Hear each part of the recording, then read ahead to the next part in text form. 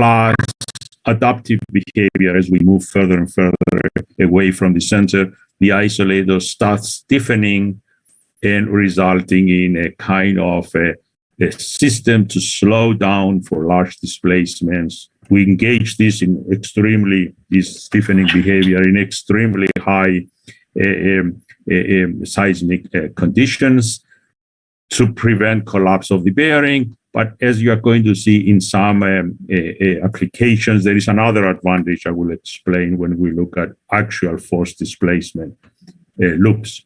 This is one in the prototype testing for the San Francisco General Hospital, not long ago, I mean about 12 or 15 years ago. What I want you to look at the force displacement loops of these isolators. They show a behavior that is very similar to elastomeric isolators, except there is some very large effective yield displacement. So if you go and look at the unloading loop here, and from that estimate the yield displacement for this isolator is 60 millimeters, which is very large by comparison to a lead rubber isolator, is about 3 times larger.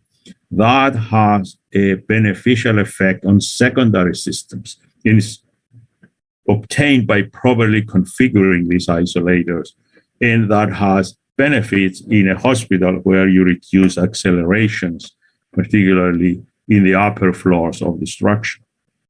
Stiffening behavior, like in this case in the San Bernardino courthouse, prevents the structure from moving too much. You can realize that these displacements are in inches. So here we are at 1 meter.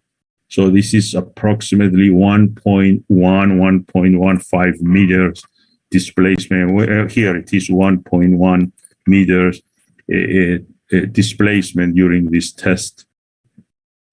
Now, looking at sliding isolators, like the friction pendulum we have seen, this is from the prototype testing of the bearings for that platform in Russia we've seen earlier. We see again the reduction of strength with the number of cycles, and this has to do with the heating of the isolators.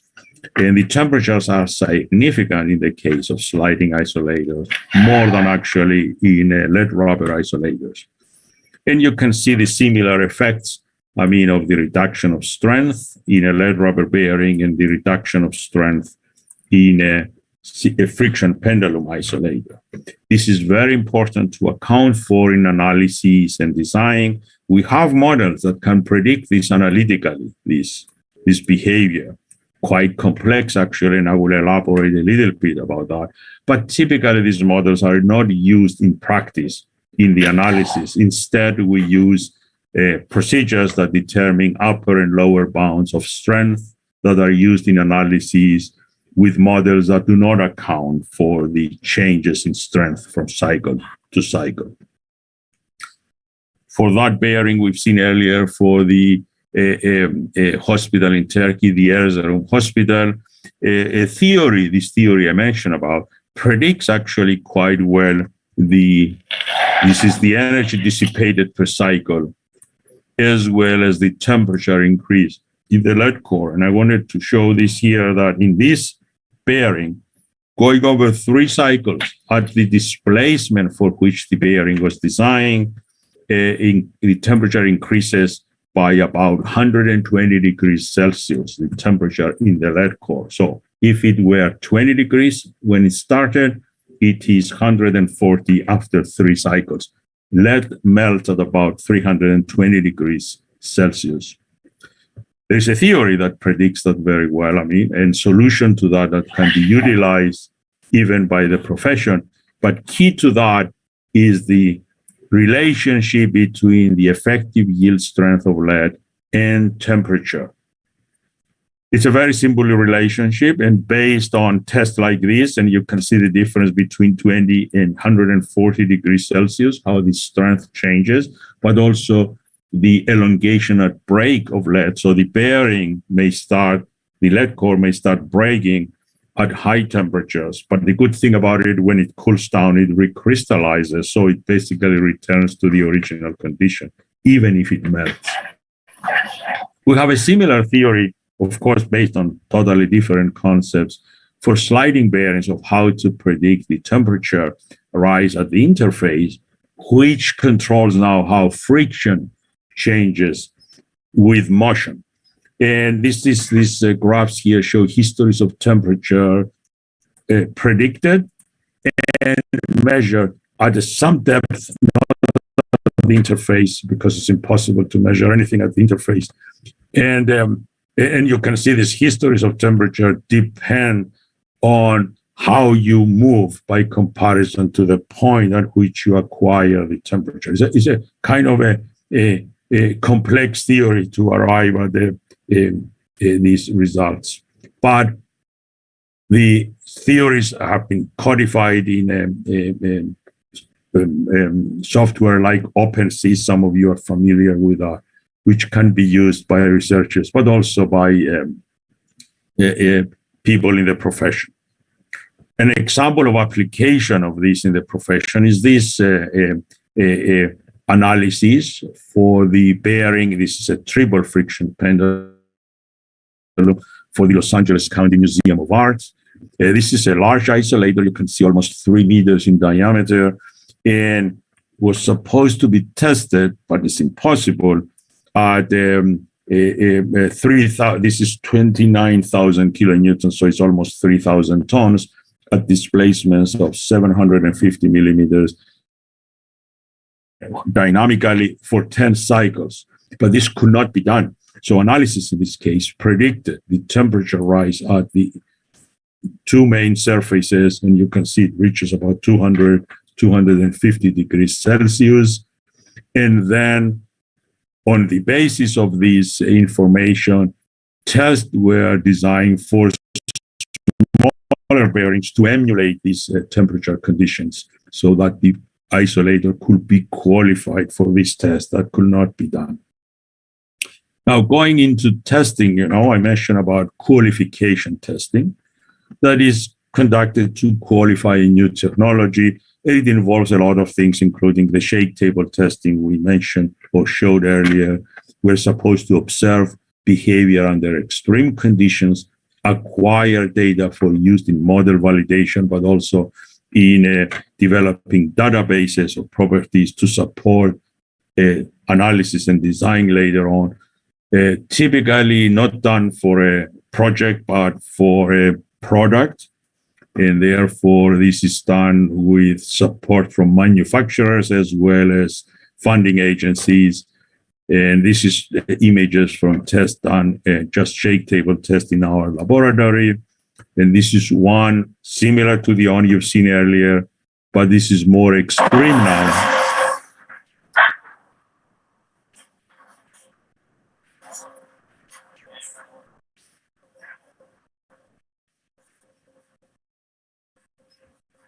So when we do testing, qualification testing, it's important to observe extreme conditions that not the conditions that are very easy to simulate.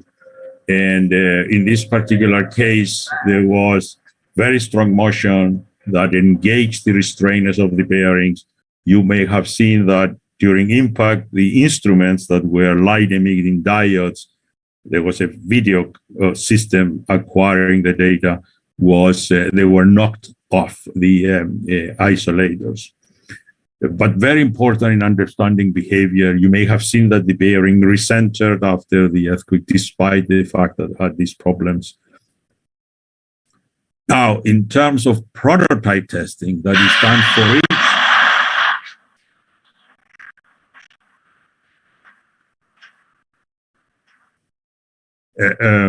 we have seen a lead rubber bearing tested at this large machine at the University of California in San Diego.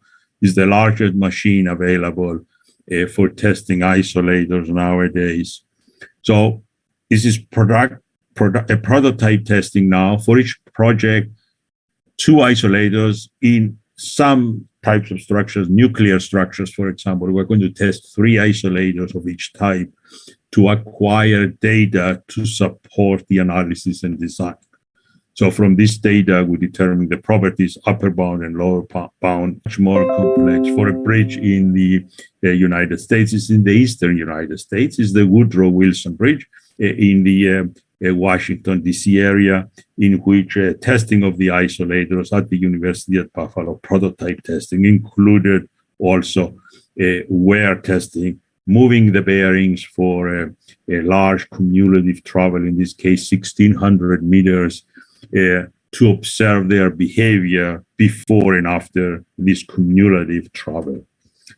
So a testing like that may take weeks and months, so it's very time consuming.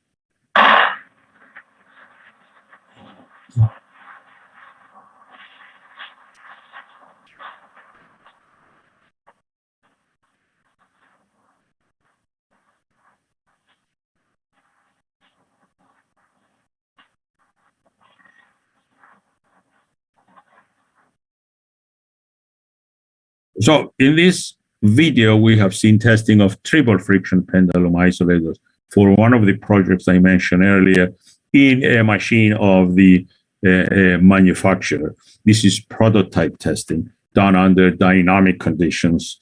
If they could not do the testing under dynamic conditions at the facility of the manufacturer, then the bearings should have been taken to a facility like the one we've seen at the University of California in San Diego for testing, or elsewhere. There are machines, for example, in Europe that can do this.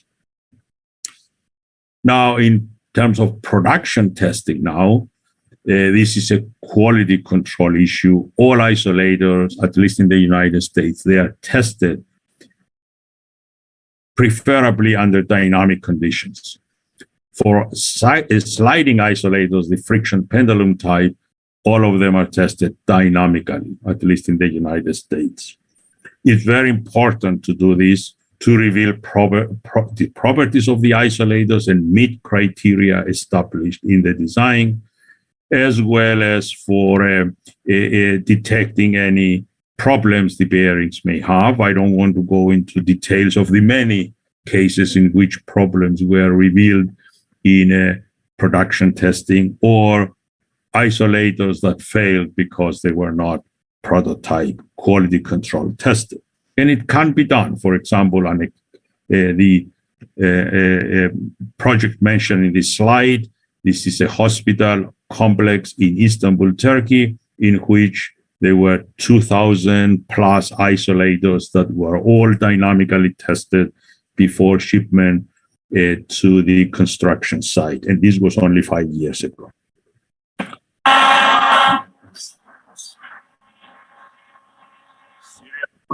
So you can, this is from testing of a dumper, used in one of the hospitals, with dumpers in the state of California, is the Washington Hospital. In this case, it's only one cycle, but the velocity was 2.4 meters per second.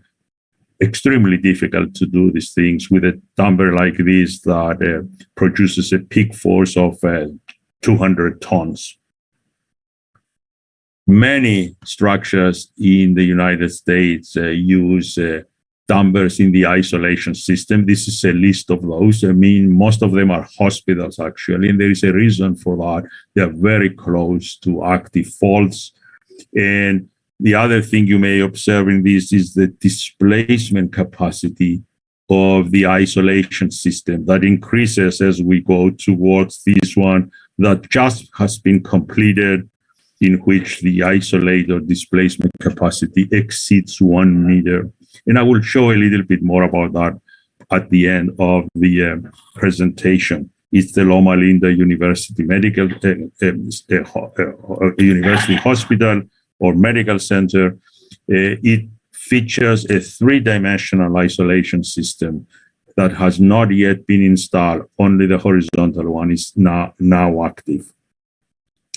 Professor Costantino, sorry, we are slightly exceeding the time. So, if of course we can allow more time, but just to let you know. Okay, I think I'm finishing up. Just going through some of these images of examples of application in retrofit. Very important structures in the United States to be seismically retrofitted. This is much more difficult than new construction because the structures are fragile, and not properly designed for seismic loads. And going through this is the one of the largest structures to be seismically isolated, the headquarters of Apple. Isolator displacement capacity is 1.3 meters. Wanted to show one of, let's say, relatively tall structures of small footprint in Japan. You have problems with tension in isolators. Isolators in tension have very limited capacity and they fail under rather small forces. And this is, you can find information about this in these references of how they fail in tension. So elastomeric bearings in tension are typically avoided. And I will go over a case of the development of this three-dimensional isolation system that is now used in the Loma Linda University Medical Center. This is from testing of a model for that. This was developed originally for large electrical equipment like transformers. You can see the challenge in 3D isolation because we have these problems with rocking, that can be controlled or reduced when you have large plant dimensions. In this case of this testing, the dimensions for this equipment are rather plant dimensions small, so you end up with rocking, inevitable. But you realize that you have a horizontal isolation system and a vertical, rather stiff system that is highly damped. And you have to use springs in the vertical direction. You can see the significant effects of isolation in both horizontal and vertical directions. So the solid lines are the spectra at the shade table, and the dashed lines are the spectra, acceleration spectra at the control point, which is at the top of this tested structure. And you can see for the maximum accelerations, how much they were reduced, at least a factor of 2, but also everywhere else. Predictable, the behavior. The vertical displacements are small, as you can see about in this test, about 10 times less than the horizontal ones. And showing images from the construction of these first are schematics. These are my last slides. The isolation system for the Loma Linda University Hospital or Medical Center involves 126 friction pendulum isolators. These are triple. And you can see there are these large pedestals that are supported by spring units. There are about 1,000 of these spring units. And there are dampers in the vertical direction, about 1,000 of them. And there are these pins, about 500 of them, that drive the system in the vertical direction, the vertical isolation system in the vertical direction. There are also viscous dampers in the horizontal direction that will be seen in photographs next. One thing I wanted to emphasize here is the depth of the girder on top of the isolators. This is about almost a meter and a half, a little bit more in height. You need this to transfer the significant forces as the isolator deform to more than 1 meter. The dampers, you can see 6.5 meters in length. They have been installed, and you can see here, you can see the isolators.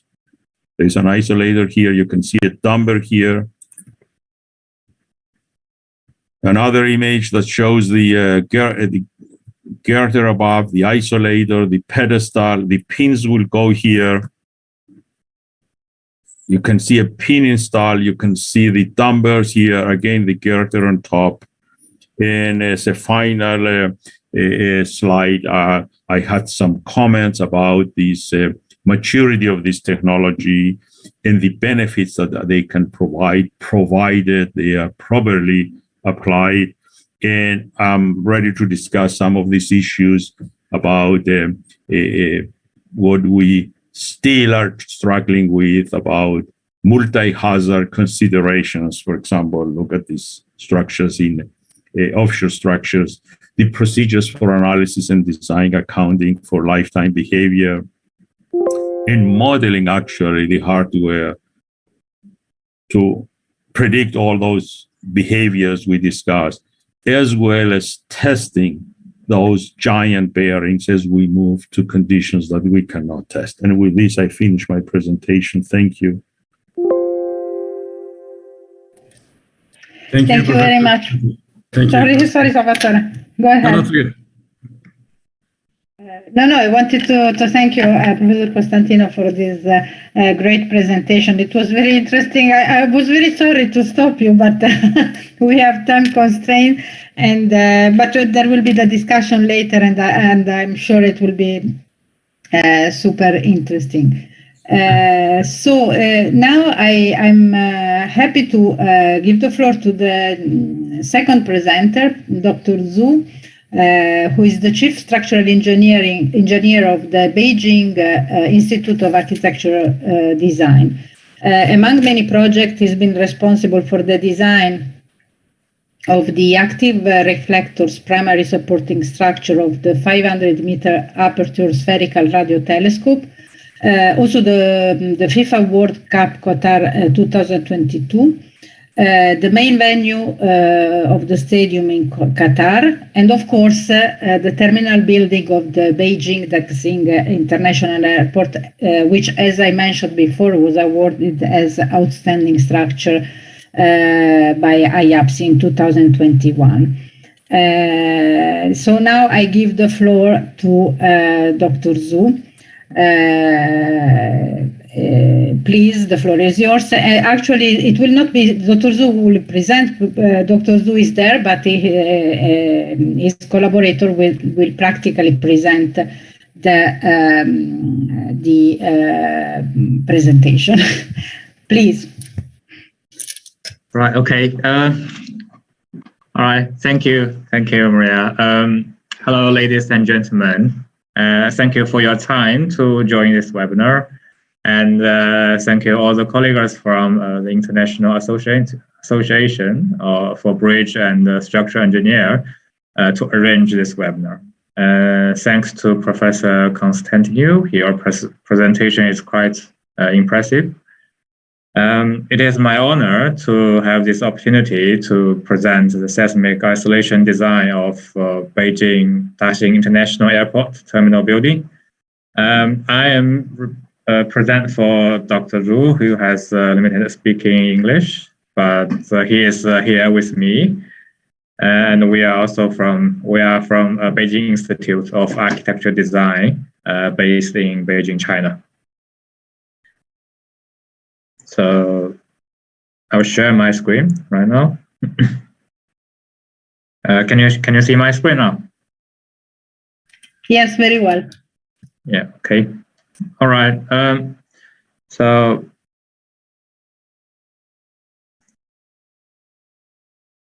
just 1 second. Okay. The content of my presentation will be in 4 parts. The first one will be a brief introduction of the Beijing Daxing International Airport about the project.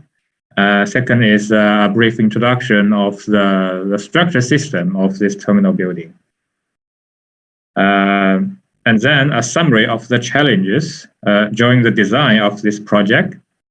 And finally is the main part, which is the seismic isolation design for this terminal building, which is currently the largest seismic isolated building in the world. So I will start with the introduction.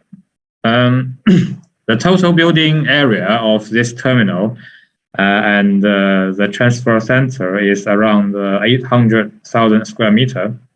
The projection area of the terminal building roof is about 270,000 square meters.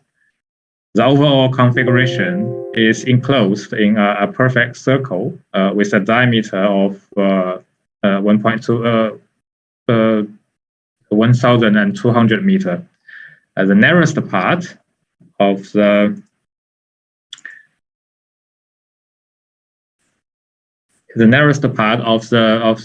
center hall here is around 350 meters. So, and the airside corridors is about 400 meter long, 44 meter width, and 100 meter width in the end. The maximum elevation on the roof is about 49.5 meter at the center of the terminal building. The elevation of airside concourse varies from 19 meter to 24 meters. The terminal building is a pivotal transportation hub of Beijing city and Tianjin city and the Hebei province. It contains 2 intercity railway, which is high-speed railway with maximum speed of 350 kilometers, and 1 subway in the middle for the transport passengers between airport and to the city center of Beijing. So all the railway and subway platform are underground beneath the terminal building. There are a total of 7 stories, 2 underground here, and which is the transport center for the railway and the subway, and the rail station for level -2. There are 5 stories above the ground for the arrivals, departures, transfer, shopping, food and beverage, lounge, hotel, and so on. The overall roof has a projection of 350,000 square meter, and sorry, this is not projection roof. This is an area. It's not projected area, but an overall area. And it's a glass facade, has a area of 88,100 square meter. This is the render view of the main entrance and interior view of the terminal.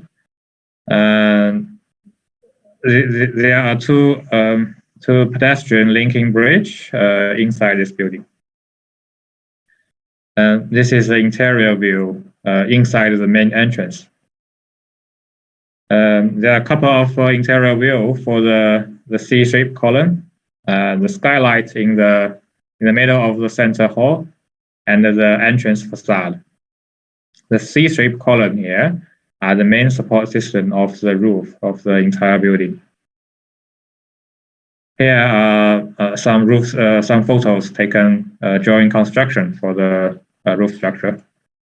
This is a bird view of the terminal building during construction. This is a bird view when the terminal building is complete. Currently, it is the world's largest airport terminal, and it has been named as the top of the new 7 wonder by the British Guardians. So next one is the structure system. The concrete structure has been divided into 19 segments. They are designed to be a frame structure, and the column grid is around 9 meter by 9 meter, 9 meter by 18 meter, and 18 meter by 18 meters. But we can see that for the center part, which will be the center hall, even with a dimension of 564 meter by 436 meter, there's no single joint at all, no expansion joint, no seismic joint, no settlement joint, no single joint at all. This is a roof structure. The roof structure has been divided into 6 segments. It is composed by the center hall and 5 airside concourse. The center hall are formed by a spatial truss system. The maximum span is 180 meter. The maximum cantilever is 47 meters. The maximum structural height between the truss upper and lower chord is 8 meter. The roof structure type for the airside concourse is a regular truss. So the architectural grace and appearance of the roof center creates an organic growth from the C-shaped column in the center hall. We have a small animation here. This C-shaped column forms the main support of the center core of the roof structure. Okay, so the central area is the most important part of the terminal building, and it is also the largest segment. The supporting structure of the center hall has 8 C-shaped columns in the middle, and 8 pair of supporting cores for each of the C-shaped columns.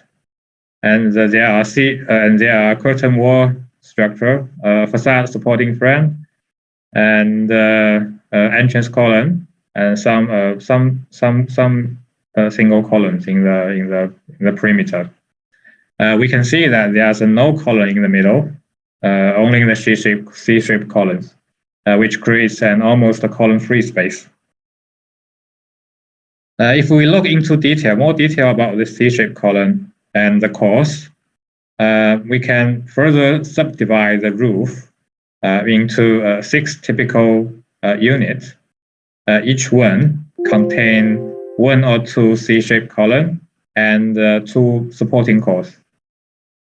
The primary roof truss and that connecting the C-shaped column and cores and the spatial truss between them forms this unit. So, except the unit with C-shaped columns, there is also a center. There's also a center arch shield, right, supported by this unit in the middle of the terminal. This is a section here. We can see the relationship between the supporting core, the C-shaped column, and the central arch shield structure. This is a perspective view of the structural analysis model. So I will quickly summarize the design challenges that we faced in this project. So first one is for the roof. As we can see that from the structure system introduced before, the first challenge we face is the long span roof structure supported by the C-shaped columns. And the second one is the center hall, which has a planned dimension of 436 meter by 564 meter. It is large and full of architectural function, full of vertical transportations, and it is structurally quite complex, which makes the seismic resistance of this part much higher than the other part of the terminal building. It is required that this part of the building should be functional even when the maximum considered earthquake strikes. The third one is the vibration analysis and control for the terminal building with the real traffic fully integrated. I will skip this part. So here comes the main part. The seismic isolation design of the terminal building. I will introduce from 3 parts, which is why a new type of isolation system was proposed, and second is what is the component of this system, and the third one is how we design it. So first is why we introduce a new type of isolation system. So here are some existing seismic isolations. We have a roof isolation system, which has been applied in an airport in Turkey. It uses friction pendulum system to provide seismic isolation for its large span roof structure. And we have a base isolation. This was designed by us. It is the Kunming Airport Terminal. It is the first airport that widely used base isolation system in China. And because this terminal is only 12 kilometers away from the fault zone in Yunnan province, the mass isolated for this project is 7,500,000 tons. This is a cross-layer based isolation. This has been applied in Haikou Airport in China as well. This is also designed by us, and the mass isolated for this project is 530,000 tons. So why the existing isolation system cannot be applied to this project, and why we introduce a new one? So the first one is that due to the complexity of structure system of the roof structure, the entire roof was not supported by a regular spaced columns, but by 8 C-shaped columns only. Even every column has to be seamlessly integrated into the roof structure, and the roof helps to improve the stability of these C-shaped columns, because C-shape is an open section, and it has a stability issue in different direction when the horizontal loading applies when earthquake happen. So that's why we can't use the roof isolated system. Second is the Beijing Daxing International Airport is a pivotal transportation hub. The high-speed railway and subway are fully implanted into this terminal. There are 3 lines under the terminal building. If the train does not have to stop, the maximum speed that the train passing the terminal will be 350 kilometers per hour, which is a very quick speed. The high-speed railway has extremely high requirement to the settlement of its foundation, and the bearings will also have horizontal deflections, which may affect the high-speed railway passing through. And that is why we can't use base isolation systems. So we have proposed a combination of base and interlayer seismic isolation system to this project to accommodate all the functions and function requirements. The yellow dashed line here is the isolation level, and the dark blue here, the dark blue part is the underground transfer center. The light blue one is the subway, and the purple color represents the highways, the high-speed railway platform.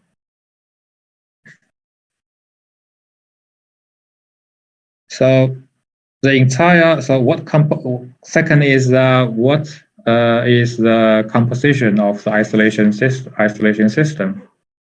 The entire seismic isolation system is composed by 322 1.2 meter diameter leader rubber bearing, 510 1.2 diameter laminated nature rubber bearing, 82 1.3 diameter laminated nature bearings, and 93 1.5 meter laminated nature rubber bearing, and 111 sliding isolation bearings.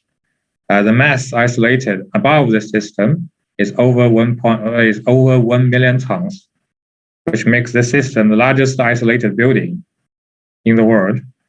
In this 1 million tons isolated mass, the concrete structure takes about 94% of this, and the steel structure takes only 60%. And this also means that it is meaningless to use the roof isolation, as the roof only takes a very small portion of the overall weight of the building. So here are some photos of the rubber bearing and the sliding bearings during the construction. The bearing will be installed before the reinforcement concrete beams above it being constructed. The right one is the bearing with fire protection. In addition to the bearings, we have viscose damper, which large bearing capacity and long moving capacity. are placed at the perimeter of the terminal building to control the overall movement under the maximum considered earthquake. It is a photo for the viscous damper taken during the construction. We can see that the damper were placed in both directions. The design life of the bearing are 50 years, and since there are viscous damper included in the system, the maintenance team of the building has managed to have a periodical inspection for the dampers. At the same time, the appearance of the building will be visually inspected as well. And if any abnormal is observed, the bearing can be replaced. These are photos taken during the construction. And regarding to the mechanical property and the durability of the bearings, the manufacturer of the bearing has invited a third party to conduct a test for the creep and aging. Conduct a test for the aging and creeping for the bearings. The bearings will be placed in a thermal tank and loaded to its design compression for 185 hours while maintaining 100 Celsius degree. This test is equivalent to a service life of 60 years for the bearing, and the bearing will be tested for their mechanical property before and after the test. And if the property varies is less than 25%, then the bearing product was considered to be reliable and can satisfy the 50-year design requirement. And to control the quality of all the bearings, according to the standard in China and the project specification, there are 3 types of tests should be fulfilled before the bearings could be installed on site. The first one is the prototype test. So once the bearing, if the bearing with new mechanical property and specification is developed, and a prototype should be manufactured and delivered to a government-authorized third party to conduct the prototype test. And in this test, all the prototype will be tested and a report will be delivered by the third party. The test will include compression test, tension test, shear test, aging test, creeping test. The test will be conducted for the design load and all design situation, and also for the ultimate failure situation. Second one is the factory inspection. Before the bearing is packed and sent for delivery, all the bearings should be inspected and tested by an authorized third party inside the factory for their compression property and the shear property under the design loads. The last one is the site acceptance. The bearing that delivered to site will be sample inspected by an authorized third party for about 3% sampling. The design approach of the seismic isolation system is following a brief flowchart on the right. Based on the design condition, like the site condition, the architecture function, we will first assume and structural performance target and decide what performance will the terminal building be during the earthquake. Then we can propose a seismic isolation system, and based on the type of this system to finalize a seismic reduction target. And it's mainly about a reduction factor of the layer shear force calculated when compared the analysis before the isolation and after the isolation. Normally, if the reduction of the shear force of the layer can reach 40%, then we can consider the seismic precautionary intensity to design this building can be reduced by 1 level. the vertical seismic effect should not be affected. Then we propose an isolation layout with combination of bearings and damper into a structure model. Run the model under the maximum considered earthquake and check the deformation, the tension, and compression. If everything passed the requirements, we can finish the design. So to ensure that... Can you wrap up, because we are exceeding the time. We want to leave some time for the discussion. So if you can go to the conclusion. Yeah, I will be very quick. Okay, thank you. Yeah, to ensure the bearing, we are not exceeding failure when maximum horizontal movement of the bearing appears during earthquake. And we have control the maximum of 12 megapascal for the rubber bearing and 25 megapascal for the sliding bearings for the maximum compression. And also the vertical stiffness of the bearing shall be carefully controlled to ensure the relative displacement between adjacent bearings. In this project, the maximum relative settlement is only 1/3,333. And we can see that from the table here that the analysis results illustrated that for the isolated model, shear force for all the levels has been reduced to less than 38% of the shear force in an unisolated model, which means that the overall seismic reduction of base shear is more than 62%. This is a time history and base shear curve, which also shows the result. And we can see that from this table here that this is for the steel structure. It shows that the shear force for steel structure has been reduced to less than 30% of the shear force in an unisolated model. This is also a significant reduction.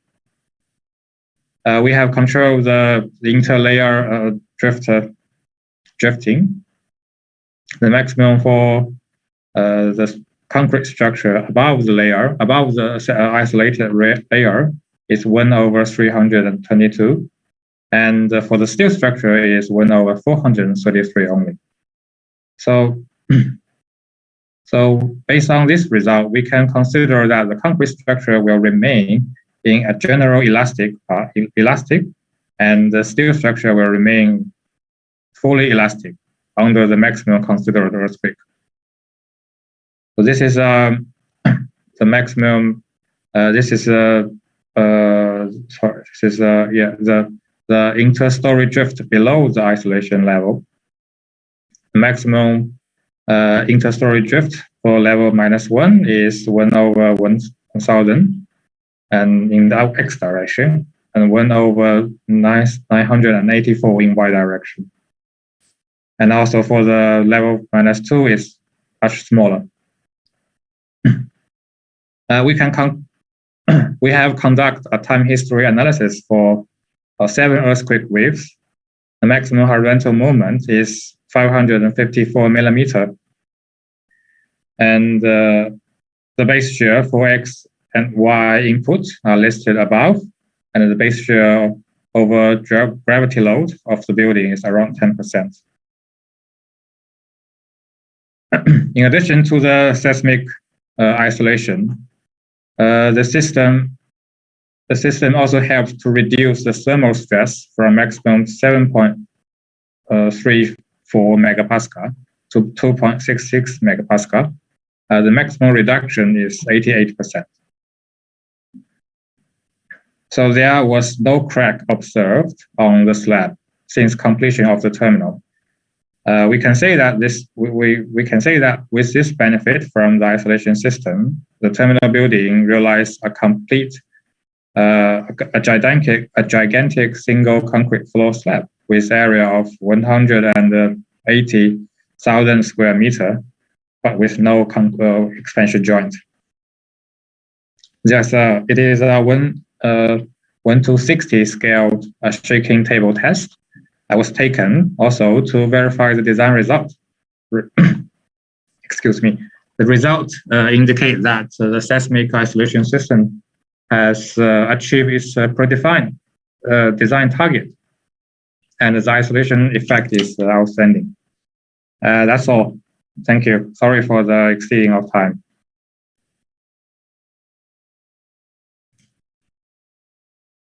Thank you. Thank you for both presentations. They're great. We have a few questions coming in the Q&A section of this webinar. We'll try to sort things out and ask some questions. We don't have too much time, but there is always an opportunity for you to answer the question later on. I think IABSE will provide the connection. So there's one for Professor Costantino. I think this was great to see, like a large-scale application, also like all the theory and the testing behind things.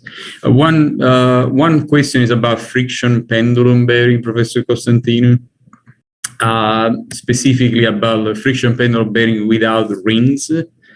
What do you think of that? Can you share something with you? And then still on friction pendulum bearing, like I try to combine the two questions, so for the sake of using our time most effectively. What do you think about uplift and the vertical impact when there is an impact between the two parts of the bearing, the friction pendulum bearing, after like an uplift type of effect? Can you try to answer this? First, about the rings. I mean, in the case of the triple friction pendulum isolators, that's needed to get the stiffening behavior. But I don't know if you noticed in one of the slides I showed for the Los Angeles Museum of Art, LA County Museum of Art, there are no rings. But they are configured somehow, like if you look at that, to actually have that behavior. So there are some geometric considerations there that can do that, but is needed to obtain the stiffening behavior. Now, if I go to the double friction pendulum isolators, that are more used because they are not, the patents expired or they don't exist anymore and they are more used. It's important to have these for a number of reasons. It's not to stop the structure from moving. The structure is so strong, it's going to just, and heavy, it's going to slide through the ring like a knife through butter, But they are needed because in case you install the isolator improperly and one surface has been contaminated and friction is much higher than the other surface, you are going to have sliding on the surface of the low friction, and then you are going to move and fall off because the displacement capacity has been reduced.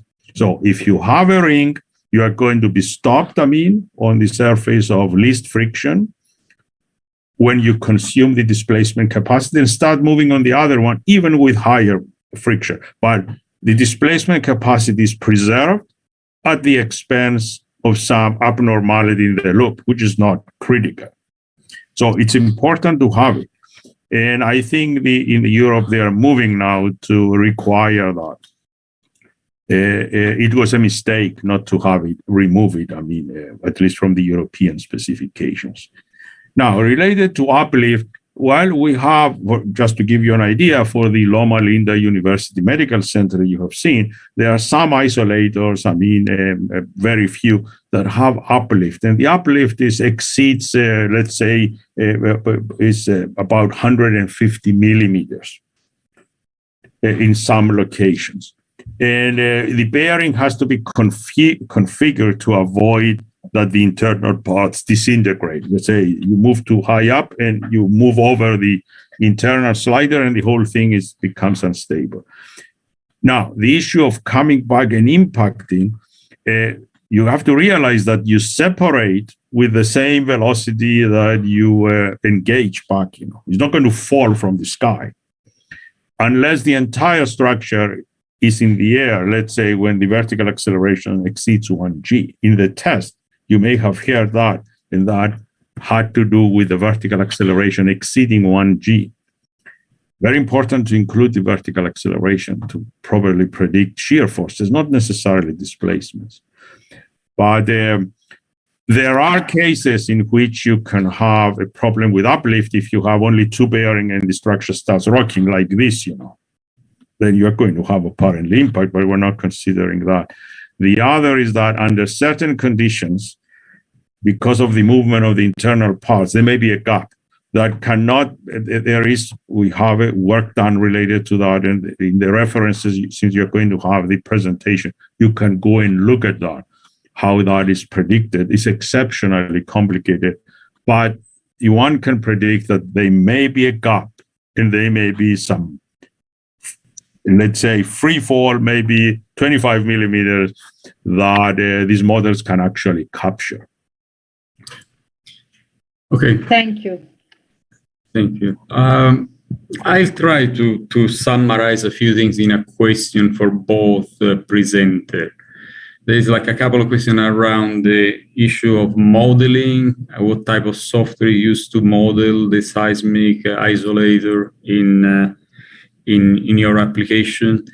I see from like my observation of your presentation, there's a lot of complexity deriving like also from the input that is used, especially the combination of vertical movement with lateral movement and all the stuff. It seems that you've been using just, maybe a few words about your approach to relating the analytical analysis, the model, to also to like measurement in the field.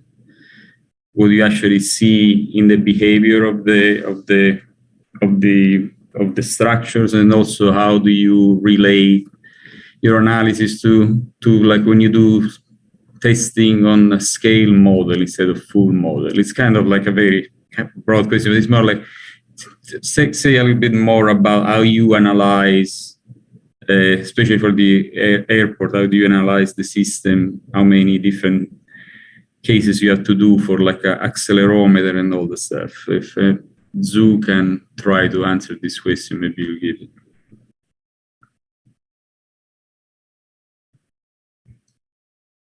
Dr. Zhu, can you hear us? Maybe there is some problem of connection now. Well, there are plenty of questions. You can unmute them, maybe. But I suspect they cannot hear me because they are not answering. Well, maybe we can go on. There is plenty of. Oh, okay. Okay. Yeah. So, sorry. There's an internet problem. There's a connection problem. I only. Can you repeat the question again? It's more like if we can summarize a little bit more your approach to modeling, what type of software was used, and what type of like input for the analysis of the seismic event you've been using for that such a large scale project. Right. So the software that we use for design this project is the Midas GN general structure analysis software, and also we are using IABSE, and there's also our company have developed an structure analysis software as well. We use 3 of them for the design, and we use SAP 2000 for validation of the analysis result. And then in terms of like seismic input, earthquake, you use accelerometer recorded at the site. You have a probabilistic approach to that. Can you say something about that? Yeah, we use we are based on time history analysis and also spectrum analysis as well. For the seismic analysis, for the time history analysis, we will find some earthquake waves and with similar spectrum property to the site's condition, and we use that we amplify that to its design precautionary intensity, and we just input the ground accelerometer into the software. And did you consider the spatial variability of the input or not? This was another question. Sorry. Did you consider the spatial, since it's a large structure? Yeah. Did you consider the spatial variability of the ground motion, or it was just a uniform input? We consider that as well. Okay, not good. only uniform input. Yeah. There is Salvatore, do you want to go ahead with another question to Professor Costantino, maybe? One thing is, Professor Costantino, this is more coming from me. What do you see, the advancement in the field of base isolation? I see a lot of more complexity of combining different type of isolators together, the size of the project, but also in terms of materials and evolution of stuff, things that we can see more used in the future compared to what we have seen so far. Well, I don't believe there is much to invent. Well, there are a lot of people inventing things that are have been already invented. I mean, as editor of a journal, I reject, say, about 65% of papers submitted without review on the basis that they do not contribute anything. And most of them are innovations to things like this, So there are people who come up with ideas that are not necessarily meaningful. We have already pretty good technologies. We have rubber bearings, we have sliding isolators. Soon these sliding isolator patterns will expire and everybody will be making them. So there are going to be many companies quite good, capable of making this. And the issues here is to make them with materials that have the longevity and the reliability expected of them. The other is to make predictions. For example, we heard about 50 years of lifetime for isolators for the airport in Beijing, which is typically what we consider. The question is, how do we know that it's going to last 50 years, right? Can we run a test today that will predict that? I will challenge anybody on the basis of scientific considerations, not opinion, principles of physics, that in chemistry, that will give me that information. We talk about accelerated aging and things like this, nothing of which can be scientifically defended. And I'm really strong opinion. I have strong opinion about this, and that evolved also in the offshore platforms in Russia. We went through almost 15 years of review, not 15 days, 15 years of review by a panel of Russian scientists who were physicists, not engineers. And without this cloud of science around it, you could not have received a permission to build those things. So these are very important issues indeed. I believe longevity, reliability of the site, prediction of the lifetime behavior and things like this. We have a good understanding, I believe. And I believe a rubber isolator properly made will last 50 years with very few changes. But most of it is based on the limited information we have so far. So well made, however, properly cured. We have problems with that, however, they would last certainly 50 years, maybe more. Now, there are other issues related to models for analysis and things like this and all the stuff. Those are advancing, and we will soon be more readily available to the profession. Some companies, for example, to give you an idea, a company like Arab developed their own, elements and things like this in Elestina, quite sophisticated, that they use, but they will be available in softwares like OpenSys that the profession doesn't use. Eventually, they will be implemented in sub 2000 ETABS that the profession can use. There are options to use in software like ANSYS and Abacus, but they are too complicated. For example, you can model spherical surfaces of sliding, but if you have 1,000 isolators, it's going to be very difficult. Or in the hospital in Turkey, the one I've shown, there are 2,000 isolators. So this is a single, I wanted to make that comment. The hospital I mentioned just 5 years ago was designed by Arab, actually, Arab was one of the participants in that. It's actually 2,000 isolators in a single surface, that they isolate. So it's more than the airport in Turkey, in China, from the 2,000 isolators carrying about the same load, however, not more load. But I wanted to make a comment related to what the presentation of Dr. Zhu or his engineer mentioned about the isolation of the roof, and the example was the airport in Turkey.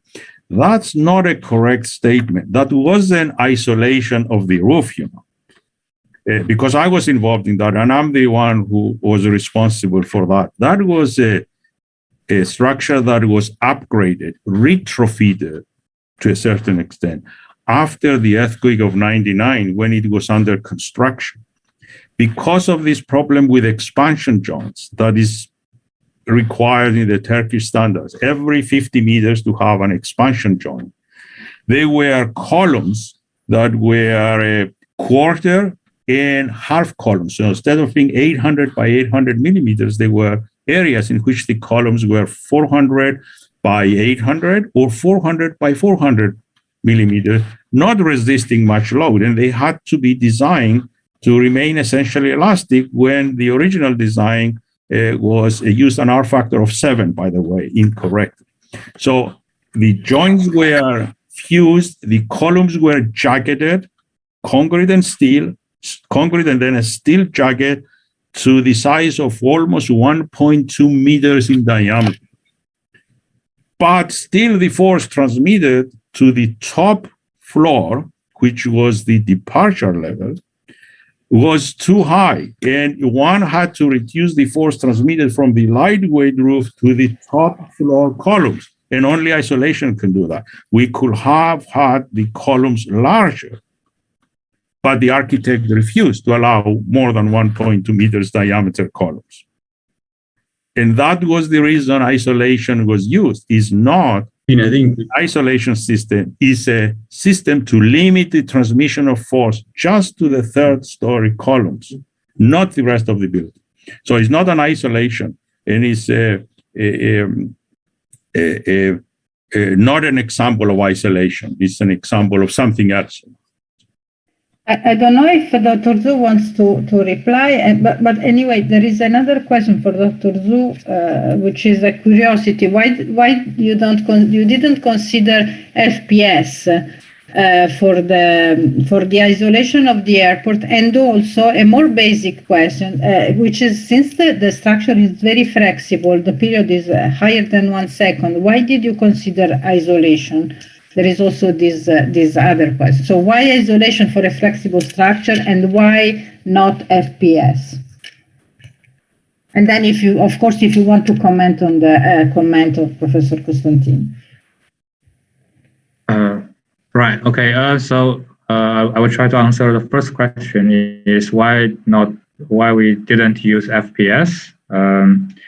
Because the terminal building was designed. The design of terminal building was completed in 2015, and at that time there is no much FPS application in China.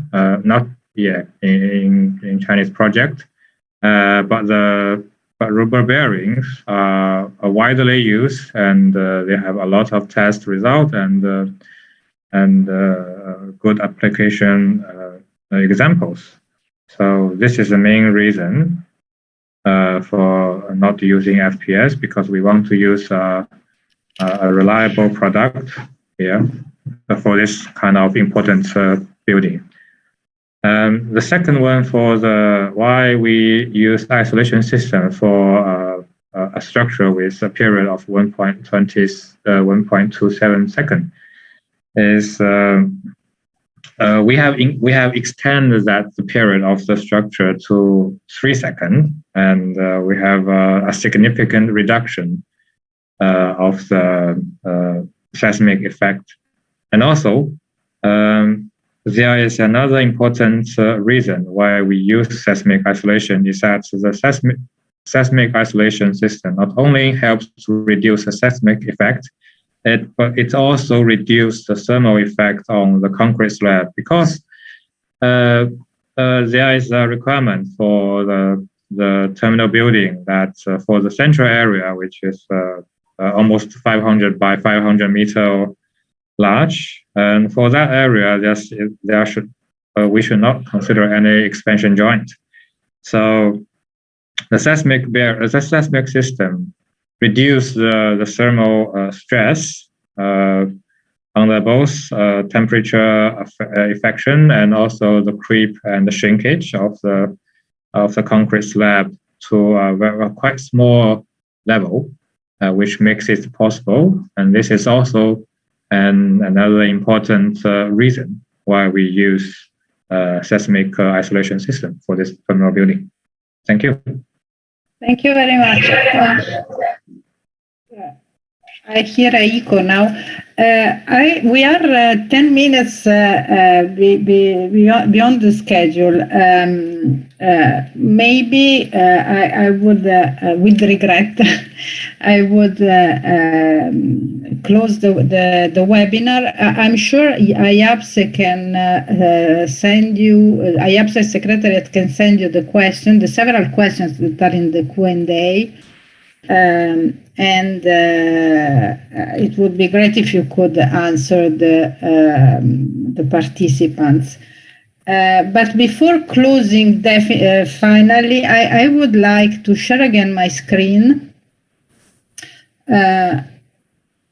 Because can you see my screen? Yes, I guess so. As I mentioned before, IABSE has several task groups, and one of them is focused on improving seismic resilience of reinforced concrete structures, which is a quite numerous group. Here you can see a picture. The chair is Andreas Lampropoulos. And I'm mentioning this because the next IABSE webinar will be again about seismic isolation and response control systems. Recently, a document, the IABSE said a document has been published. And in this webinar is based on the document. It will be described by 4 speakers that you can see here. And I hope, I'm sure many of you will be interested in this event. So save the date, will be the 17th of June at the same time as this one at 2 p.m. In the afternoon. Okay. And with this, I think, I really want to thank the two speakers, Professor Costantino and Dr. Zhu. It was a very, very interesting event, and this is shown also by the large number of questions that we were not able to ask the speakers for time reasons. And I thank you all the participants, of course, and I leave the word to Salvatore that maybe wants to say something as well. No, I think it was a great presentation. We learned a lot, and I think there was also a good lively exchange of question and answer. We're always limited with time. We are like more than 130 participants, and again, I want to thank them for the attention, and keep your eyes on the IABSE communication for future events of this type. Thank you very much. Thank you. Bye. Bye.